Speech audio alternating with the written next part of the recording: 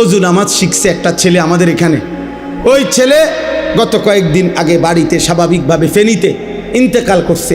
গতকালকে আমি নিজে গিয়া ফেনী মাহফিলের আগে তার কবর জিয়ারত করে তারপরে মাহফিলে গেছি। ও মার কাছে বলছে, আয়শা তার মার কাছে, মায় খবর পাঠাইছে আরেক ছেলেকে দিয়া যে হুজুর রে বইলেন আমার এই ছেলে মৃত্যুর আগে অসুস্থ ছিল, মৃত্যুর আগে এক সপ্তাহ প্রায় দিন তারে মারে এটা বলছে, মা হাসলেও মরে যাবেন, কাঁদলেও মরে যাবেন, সুখে থাকলেও মরে যাবেন, দুঃখে থাকলেও মরে যাবেন। তো মায়ে বলছে, ফুত এই কথা তুই কাঁদতে শুনছ? এ তো আমার নাম বলছে, কয় হুজুরে কইছে। এরপরে সপ্তাহখানিকের মাথায় মরে গেছে। এজন্য দুস্থ মরে যাইবা, এক অনিবার্য বাস্তবতা, মৃত্যু থামাই দিবে।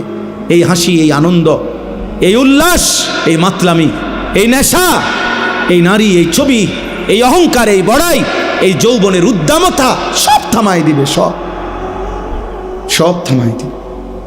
হযরত ওমর ইবনে আব্দুল আজিজ বিশ্ববিখ্যাত তাবেঈ ছিলেন, ইসলামের পঞ্চম খলিফা ছিলেন। তিনি মাঝে মাঝে কবরস্থানে নিজ পরে